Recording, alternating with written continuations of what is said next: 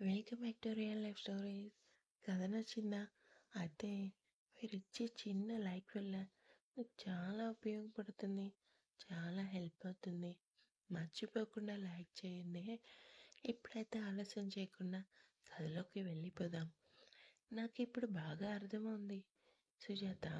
నేను సూర్య మాట్లాడుకున్న మాటలు దొంగచాటుగా విని బుద్ధిలేని గాడిదకి చెప్పావు, అవునా?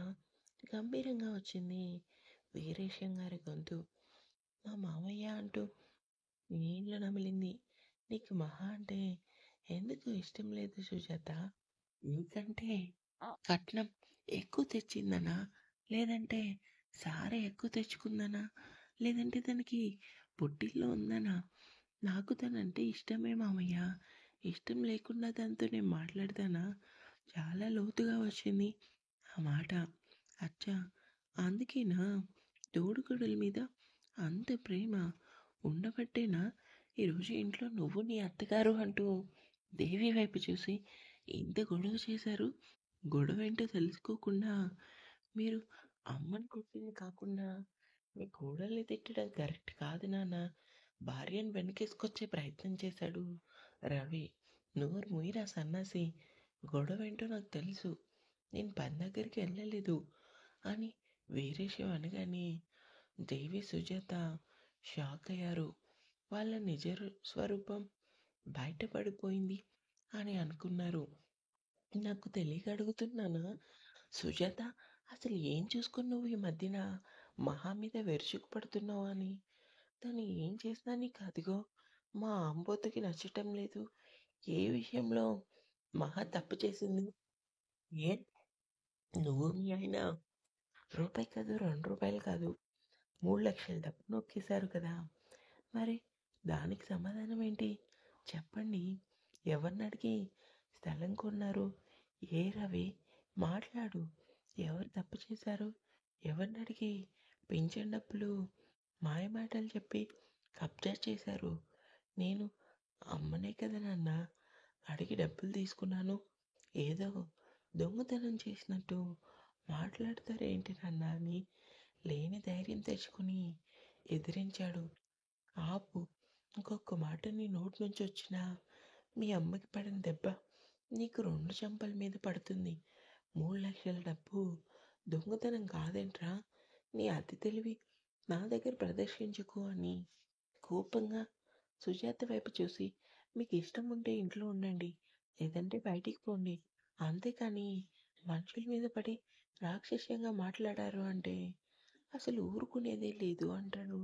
ఏంటి మామయ్య, చిన్నదానికి మన ఇంట్లో నుంచి బయటికి పొమ్మంటారా? ఇంకా ఆపు సుజాత. మన ఇల్లు కాదు ఈ ఇల్లు, నాది. మీ పేరు నేను ఇంకా ఇల్లు రాసివ్వలేదు. ఆ విషయం గుర్తుంచుకొని అందంగా మసులుకోండి, లేదంటే ఎవరికీ తెలియకుండా అక్కడ మీ ఇల్లు రెంట్కి ఇచ్చారు కదా, అక్కడికి పోండి.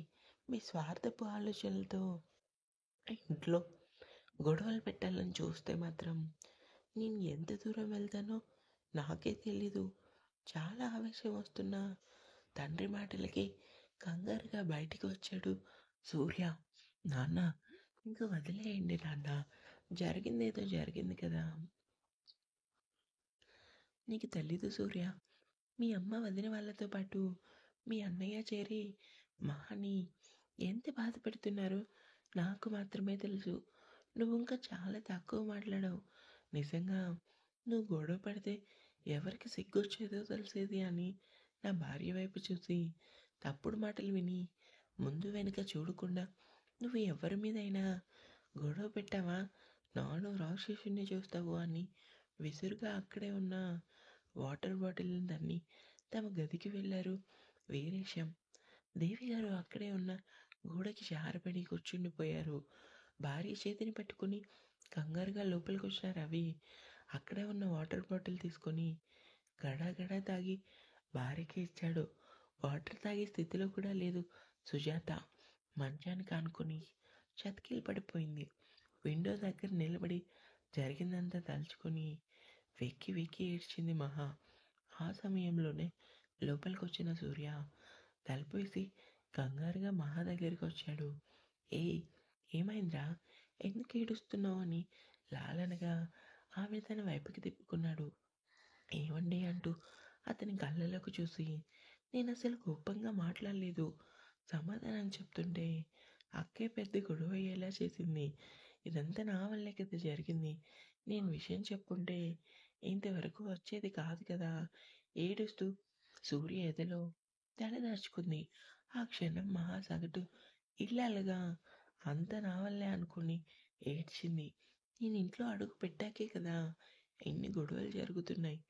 అనవసరంగా నేను మీ లైఫ్‌కి వచ్చానేమో ఎమోషనల్‌లో మాట జారింది. మహా! ఇంకోసారి నోటి నుంచి ఇలాంటి పిచ్చి పిచ్చి మాటలు వస్తే నాలుక చీరేస్తాను. ఏ మైండ్ పని చేయటం లేదా?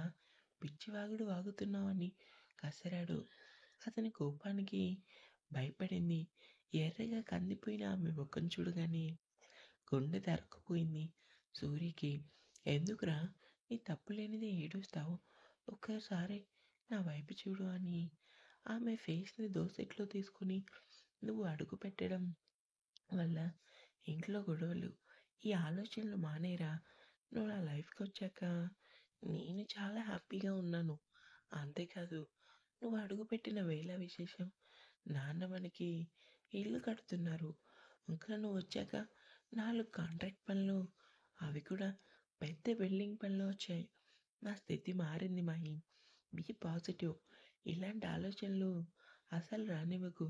నువ్వు ఎలాంటి దానివో నాకు తెలుసు. మా వాళ్ళతో పాటు నువ్వెందుకు గొంతు చించుకొని అరుస్తావు? నీ తప్పు లేదు. లేనప్పుడు ఇలానే స్ట్రాంగ్‌గా సమాధానం చెప్పాలి. ఎందుకంటే మా అమ్మ వదిన మనసేంటో ఈ రోజుతో నాకు పూర్తిగా అర్థమైంది అని ఆమె తలనిమురుతూ, ఏడవకు బుజ్జి. నువ్విలా ఏడుస్తుంటే నాకేదోలా ఉంది అని బాధగా అన్నాడు. నిజంగా మీరు నాకు సపోర్ట్ చేసి మాట్లాడతారని అస్సలు అనుకోలేదు. ఈరోజు గొడవ కన్నా నాకు మీ మాటలే ఏడుపు రప్పించాయి. ఎందుకో తెలుసా? ఎందుకు?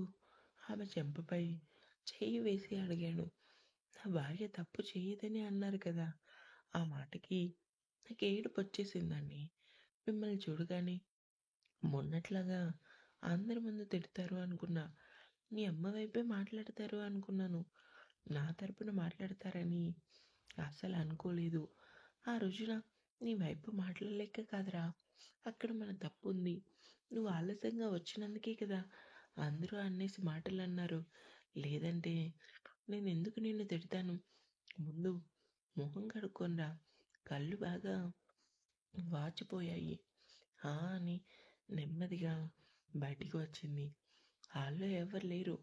పెరటి వైపుకెళ్ళి కాళ్ళు, చేతులు మొహం కడుక్కొని లోపలికొచ్చి బెడ్ మీద కూర్చుంది. టవల్ తెచ్చి ఆమె మొహానికి శుభ్రంగా నీట్‌గా తుడిచి నుదిటిన బొట్టు పెట్టి ఆమెని గుండెలకి హత్తుకున్నాడు. చాలాసేపు అతని కౌగిల్లో నిద్రపోయింది మహా. తెలియకుండానే సూర్య మనసంతా భారమైంది. ఎందుకంటే రవి సుజాత మాటలు తలుచుకుని తనలో తానే బాధపడ్డాడు. వాళ్ళ మాటలు విని దేవి గారు మహాపై గొడవపడటం అతని మనసుకి చాలా కష్టంగా ఉంది. మహాని సరిగా పడుకోబెట్టి బైక్ కీస్ తీసుకొని బయటికి వచ్చారు. అరుగు మీద కూర్చుని ఉన్నారు వీరేశం గారు. ఇంకా ఉంది. నచ్చితే సబ్స్క్రైబ్ చేసుకొని లైక్ చేయటం అయితే అస్సలు మర్చిపోవద్దు. అలాగే స్టోరీ గురించి కామెంట్ చేయండి.